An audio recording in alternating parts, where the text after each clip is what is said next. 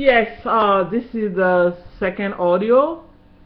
If my accent is kicking like Jean-Claude Van Damme, forgive me, because whenever I start talking about that hospital, I become totally aggravated of what they had done to me, and then and forgive me, okay?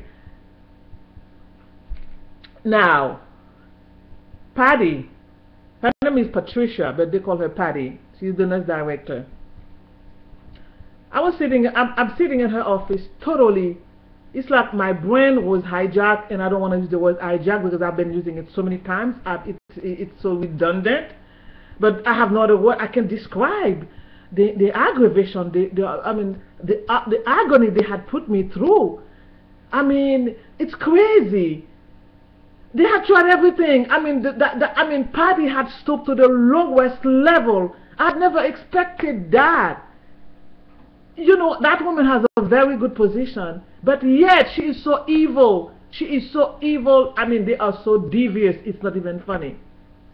People, let me say something to you. Anyone who's ever been to a doctor or to a hospital, you know how blood pressure, heart rate, those are very important. Those are crucial. What do you think when you go to a doctor, they take your blood pressure first? Because your blood pressure is like a drive. Your blood pressure, it was said, tell your life story, tell your health story, not your life, your health story, your health history. Nothing can be done without a blood pressure reading or heart rate or the temperature.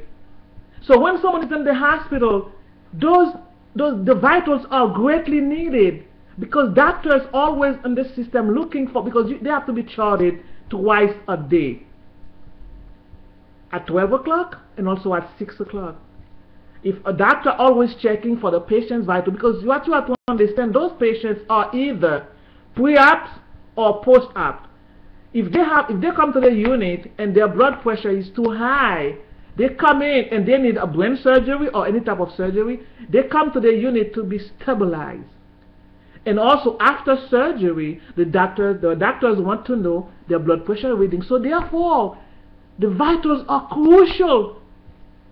How in God's green are you going to tell me that there were no vitals for any patients over the weekend? And the rules, their policy, I'm thinking every hospital have the same policy. There is a charger on the unit. There's always a charger on every unit. Whether the charge nurse is useless, in that case, they are. But Jennifer Cavaluzzi, whatever her name is, she was the charge that over the weekend. When things happen, first of all, they have to check with the charge nurse first. From the charge, it's like a chain of command. Check with the charge nurse, and then the charge nurse would then call the nursing office downstairs that opens 24 hours a day, and that office is 3 floors below. I was on 6th Central Unit. The nursing office is on the 3rd floor. How in God's green earth no one heard about it? Because the woman who was the nurse supervisor for that weekend is someone named Linda. She's an elderly woman. She is devious. She's a snake. She would have loved to report that. She came up to take report. Nothing happened. No one said anything to her, and there were no vitals. My God, can somebody please help me understand that? This is crazy. But yet, I was not able to do anything because the director of nursing she's how do you call it, 800-pound gorilla. She has the last word. So when I asked her to bring everyone who had said that there were no vitals, she said, no, Jeanette, we're not doing that. The bitch was lying. Excuse my French. She was lying.